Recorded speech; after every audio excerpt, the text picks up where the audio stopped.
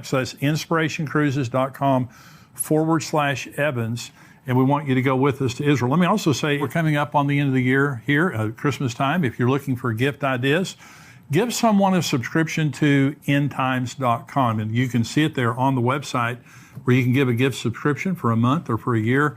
I know you have people around you that would really be a blessing to them. Also, Where Are the Missing People? This book that we have, Leaving Behind, for people who are not raptured. And this is a great gift idea, the Tipping Point book.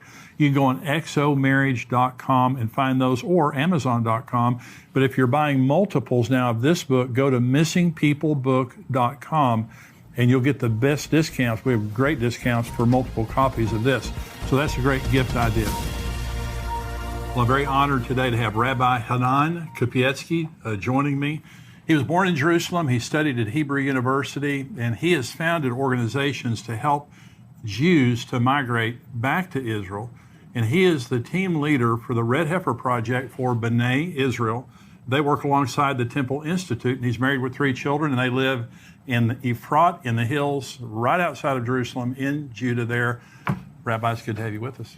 Good to be here. Thank you very much. So you are a rabbi in Jerusalem working with the Temple Institute. Now this is a big deal. You know, we come from the perspective of Bible prophecy where we're looking for a rebuilt temple. We're looking for, and it's very exciting to see what's happened in the last 20 years, especially the last 10 years on the Temple Mount. But you guys cannot build a temple without a red heifer, is that right?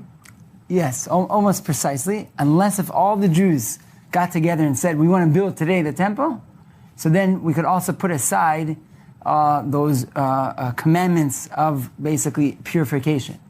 But even if 1 or 2 Jews do not want to put those aside, we will definitely need the red heifer. The red heifer allows us to purify the whole nation. Now this hasn't been done for over 2,000 years. Right. So one of the things is that we are all of us impure in a certain level. Right. And over the past 2,000 years, we had the body of water of mikveh that you could immerse yourself inside. But the red heifer ashes we haven't had for 2,000 years. In the Mishnah, which is written almost 2,000 years ago, it talks about that there's been 9 red heifers to date, starting with Moses. Moses conducted the first red heifer ceremony, and the ash actually lasted almost for 1,000 years. Wow. And then it goes all the way till the end of the Second Temple. The Maimonides, he's a rabbi scholar, very, very well known in the Jewish theology. He was 900 years ago, and he actually writes that the 10th red heifer is going to come in the times of Messiah, and the Messiah himself will actually conduct the ceremony. Wow. And you believe that soon? Yeah, I believe firstly, I believe that we're already in the redemption times. That's what we call Geula. From, I would say, the establishment of 1948, already we started something changed around in the world. And every day we see how the fruits of the land are giving out like endless amounts of fruits. And we know that also the prophecies talk about that. That's one of the ways that we'll be able to see that we're now living in times of Messiah, is that we're going to be able to come back to a land that's desolated and a land that actually blossoms like a rose. Exactly. Well, I'm going there in 2 weeks. I'll be there in 2 weeks. Yeah, and I've been there. So you come over for Shabbat meal. Okay. Okay. I'd love to. But you know, it's just gorgeous, and it gets more beautiful every time I go. Let me tell you my story real quick. So I was 19 years old, and I went into a bookstore, and I didn't know what a Jew was. I grew up in West Texas. I didn't know what a Jew was. I'd never heard of Israel. And I went into a bookstore and I looked at a poster on the wall and it said Israel and had a menorah. And I fell in love. I mean, I just absolutely, like I looked at the most beautiful woman in the world and fell in love. And I asked the bookstore owner, I said, well, what's that thing on the wall over there? He said, that's Israel. And I said, what's that? He said, well, it's in the Middle East. I said, so? He said, well, that's where the Jews live. And I said, oh, great. So I have loved Israel since I was 19 years old, didn't even know why. But as Christians, and you're a Jew, you're waiting for Messiah to return. And we talked about this earlier. You're waiting for Messiah to come, and we're waiting for Messiah to return. But we both love God, we both love the Old Testament, and we're both waiting for the rebuilding of the temple. And we love the Jews and the people of Israel. Now, when the red heifer, you're a part of the project that Stinson, that Byron Stinson is a part of. And they have now 5 red heifers that are perfect, that are in Israel, that flew, I think, over there in September, what it was, that are in Israel, and they're all still perfect? Yeah, they're all amazing. I'll give you, I want to zoom out a little bit. So you're talking about you meeting for the first time or thinking a Jew. I can tell you for this project, 2 years ago, when we started to search for red heifers around the world, I called up, just cold calls, some farmers, all ranchers all around the world, and Texas has definitely been high up there because there's a lot of farms out here, a lot of ranchers. And I called up one of these guys. I said, I always started the conversation. We're looking for a red heifer. I'm calling from Jerusalem. Do you by any chance have a red heifer? And then I end. I always say, I hope this doesn't sound to you crazy. So I had a few times people hung up the phone, but for one this time I call up this guy and he's like, crazy? Boy, it's written in the Bible. It's written in the book of Numbers. I'm like, what? You know the book of Numbers? And to me, that was, he said, do I know the book of Numbers? I know it better than you. So to me, that was like, that was amazing. I never really came into contact with, living in Jerusalem, grew up in Jerusalem, studied in Jerusalem. So pretty much, I've been there and I haven't really came into direct contact with Christians.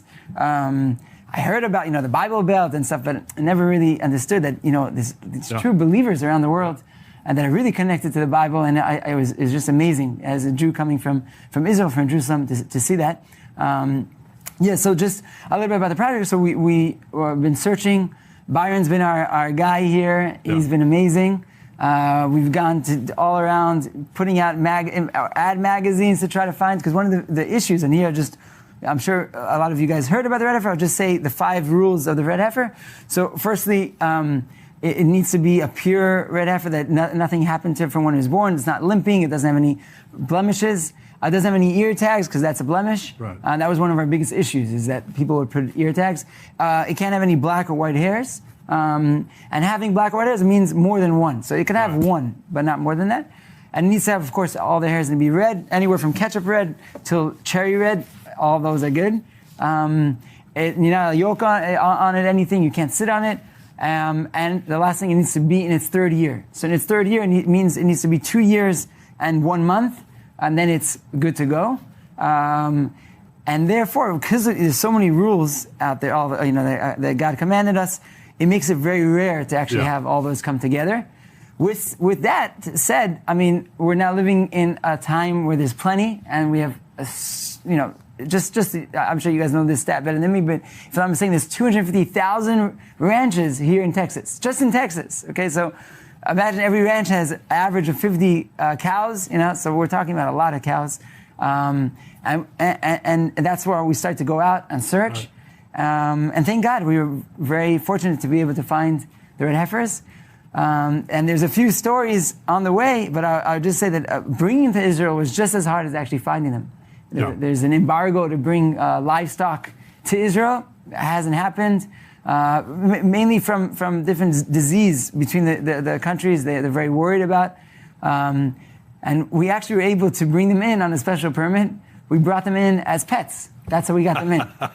So that's also why there's 5, because you're allowed to bring up to 5 pets on your plane. And they came on an American Airlines flight, just 250 passengers on top, 5 red heifers on the bottom. Awesome. Yeah. So now I heard Byron Stinson was talking about, you said they couldn't have any ear tags.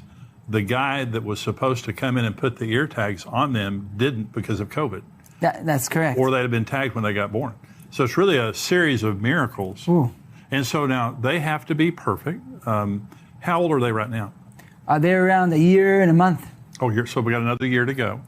Yeah, we're time every year and a half. We don't, keep it. Well, let's talk about, because for the temple to be built, and you said it correctly, every Jew has to agree, and that's not going to happen. So I'll divide it into 2. For the temple to be built when you are impure, because all of us are impure. What does that mean? You were born. What I'm saying from the Jewish perspective, if one was in contact with somebody that passed away, right, then you are impure. And the way for you to purify yourself is with these ashes of the red heifer that's mixed with with actually live water, what we call Maim Chaim, water that comes from a spring. And then the priest sprinkles on you with a hyssop branch, and you get sprinkled on the third and the seventh day, and then you're pure from coming into contact with somebody that passed away.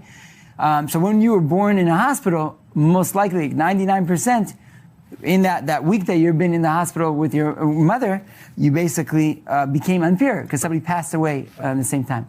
And therefore, there's two ways of going about building the temple. Either everybody says, listen, tum'ah hutra betzibur, which means that I probably would say even the majority of the Jewish people say, that's it, we're building the temple right away.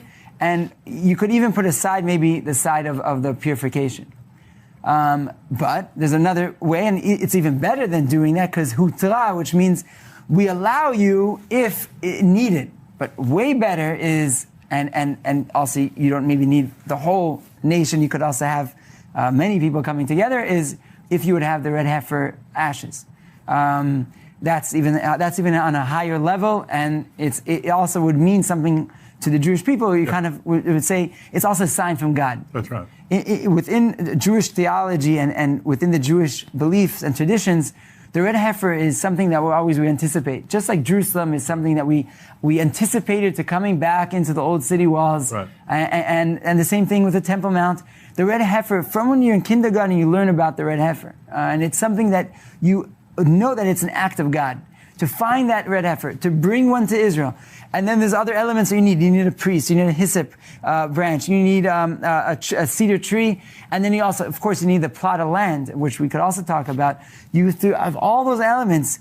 In order for that to happen, there needs to be God's hand in it. Right. And when you see that God's hand's in it, my partner, Tzachi Mamo, he came to one day, we were dealing with other projects, and he said, listen, I have this plot of land.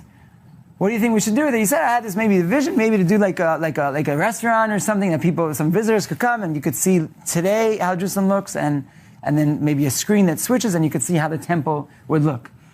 So I asked him, why not? Why do we need to have a screen? Why can't we just build the temple? You don't have to have a screen that says. And then also, I was talking to my brother, and he said, what about the red heifer? That's exactly where the red heifer ceremony is supposed to happen. Wow. And then wow. Many more things happened, and then we're like, okay, we need to look. We then contacted the Temple Institute, and my problem I always thought was the priest, and the red heifer, of course, and the site. The other two, we have the hyssop, tolachani, which is a type of worm. You have the priest. Right. So the priest is always, I always thought was an issue, because you need to have a priest. We know kohanim. Right. But the problem is you need a kohen or a priest. Kohen is the Hebrew way of saying it, that is actually pure. That he wasn't born in a hospital. He never came into contact with somebody that passed away. It talks about in the Mishnah, it talks about that they would raise them on stones in Jerusalem in order for them to not come into contact with anybody that passed away. So one of the times I went up to the Temple Mount, I saw Rabbi Ariel, who is the founder of the Temple. And I was talking to him, and I asked him, isn't the biggest issue of the red heifer the fact that we don't have a priest? He's like, what are you talking about? We have 6 priests that are ready to go. Oh, gosh.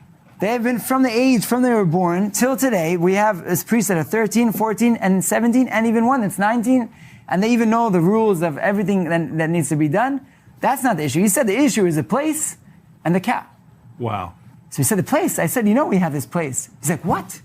You have a place on Mount of Olives? He called up his son, Rav Azariah, who's been working on the red heifer from a halachic perspective, from the Jewish customs and traditions, who's been studying it non-stop. He heard immediately, we met with him on the site. He's like, wow, this is a miracle. So now all we were left with the red heifer. And that's where we said, okay, so let's start we could find one. We started to search around the world. At the end, eventually we came to Texas. I mean, a side note, we always said that the red heifer is not exactly a sacrifice, it's a ceremony. Right. Also, there's only been 9, and the 10th, it's completely a ceremony. It doesn't even happen on the Temple Mount. It happens on Mount of Olives. Right. So in Hebrew, when we say a ceremony is called a tekes, that sounds to me like Texas, That's right. Maybe I love that's it. part of, they come from Texas. So that was another element. So can you build and I know the Temple Institute's very familiar with all this. Can the temple be built with the Dome of the Rock on the Temple Mount? So again, I don't want to get too much into the elements. I mean, one of the if I would draw out the Temple Mount, you have the Dome of the Rock, right, and then you have Al-Aqsa Mosque. Right.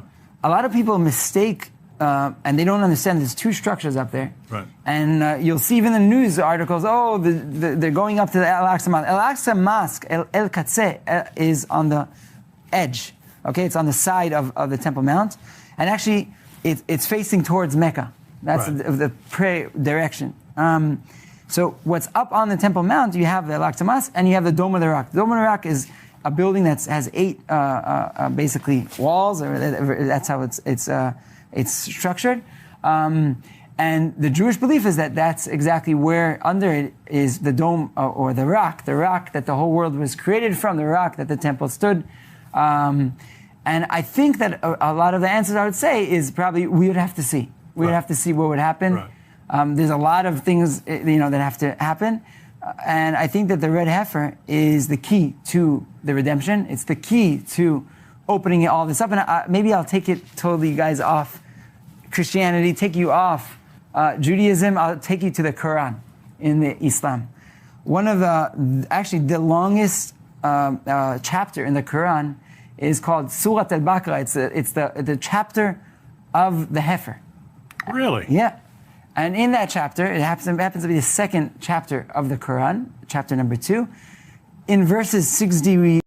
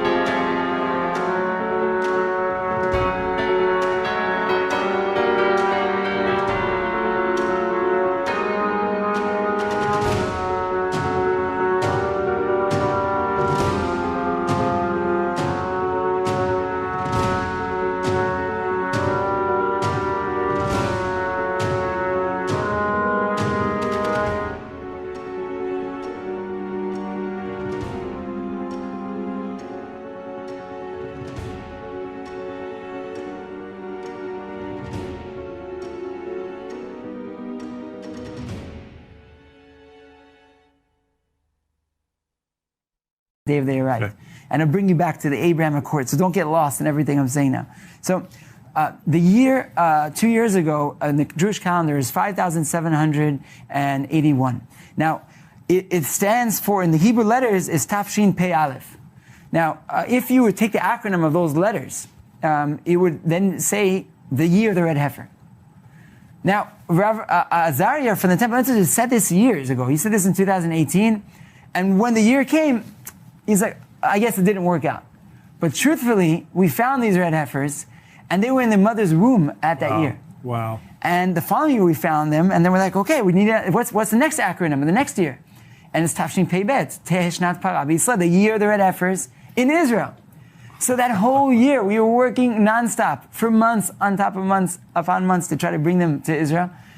And there was endless. I could give you a scenario where we tried to bring them right before Passover, and they're supposed to come on a flight through Belgium, but it got canceled. Why? Because Israel had a great demand for salmon, and instead they brought a plane from Oslo instead of our plane with the red heifers. So they canceled our plane, and once they canceled it, then Israel already didn't want us to bring them through Belgium. We tried bringing them through London, and bringing them up to driving them to Chicago, and we tried Al Delta, United, you name it. We tried so many different things. At the end, we're like, we didn't give up. We're like, come on, this is super hard. It's so much red tape, and the more red tape that we cut, there was more that came.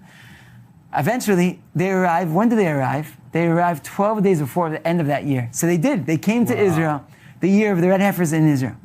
And what was that day? That day was 12 days before the end of the Jewish calendar, but it happened to be a day called the 15th of September. Now, what happened prior to that 2 years, to that 15th of September, was the Abraham Accords. That's when it was signed. Wow. Now, was that not another sign saying, okay, maybe this is the Abrahamic ceremony that should bring all the nations back together? That would be wonderful. You know, like we agree on so much. Even coming here, we were talking a little bit before the show. We agree on so much. That's right. Why have we been for centuries so dedicated on those 5% that we disagree instead of thinking about the 95% that we agree? That's right. And instead we could work together hand in hand and see prophecies fulfilling in front of our own eyes. That's exactly right. And that's our prayer. So what do you see happening, Rabbi, that you would say Messiah is coming, besides the red heifer? Anything else that you guys are watching? I mean, the fact that I live in Jerusalem, that I'm raising a family in Jerusalem, the fact that we have a Jewish state, the fact that we talk Hebrew, the fact that the language of the prophets, the fact that I could go on probably for another hour and a half, continue going on and why this is the time. I think that when you're in Israel, as you said yourself, when you come to Israel, it all just makes sense. It says that Avira de'eretz Yisrael machkim, the air of Israel makes you in a certain way wiser. Yeah. And it's not just to a Jew. Anybody that comes to Israel, it kind of opens up your perspective. You start to see things in a different way. Yeah. And you just feel it. It's kind of maybe like Disney, feel the magic in there. So you actually feel magic. There's something magical that's happening. And I don't even think you have to you could just open your eyes and I could go on. So what I'm trying to say here is again and again, we could see the prophecies. I started off in the show saying about the fruits of the land, because I think that's something that's so feasible and so something that you could see and you could feel when you're walking in Machane Yehuda market and you have delicious fruits. Oh yeah. And you're like, wow, this is it. I was there about 4 years ago, but before then it was just gorgeous. I mean, it's just beautiful. It's so productive. The city of Jerusalem is getting more beautiful, I believe. And I can't wait to go back in a couple of weeks and I'll see you over there. But anything else? Now, Bonai Israel is the ministry that you're a part of. Is that right? Yeah. And you guys, you need money, right? You need some help and for people to support what you guys are doing with the red heifers. It costs like $250,000 to take those red heifers over there, didn't it? Even more, but we'll tell you $250,000 just to keep you. But it was a pretty, not the worst, but then once they arrived, we also got from that, they're like, pay up. Yeah. Like, what? Yeah, you got to pay. So basically what we're trying to do now is the red heifers are in Israel. They're next to Beit Shan. And this is new news, breaking news. We just signed now with Shiloh, the ancient Shiloh site, that we're going to be moving the red heifers to build a visitor center in Shiloh, where the tabernacle basically stood for 369 years, right before coming to Jerusalem. So maybe that's also, like a little bit in the back of our minds. So we're going to be building a research center, a visitor center, where we'll be able to grow the red heifers there, but also for future generations. We want to have the red heifer, like a red heifer center. Everybody could learn about purification, could learn about the history, and they could connect to everything. So we're now fundraising for that. We're fundraising $3 million to try to build that center. We believe it's very, very important, and kind of what you were also asking before. we want to educate the world of what's happening, because it's not going back to the Temple Mount and to the third temple. The temple is not just a Jewish temple. Right. The temple is for all nations, and we need all nations to come together. Right. We want the real peace. We don't want to just say it. Oh, it sounds good. It's the true meaning, and in order to do that, we need to really educate everybody about what's happening. And like shows like this are wonderful. You know, they really talk about the real events that are happening and talk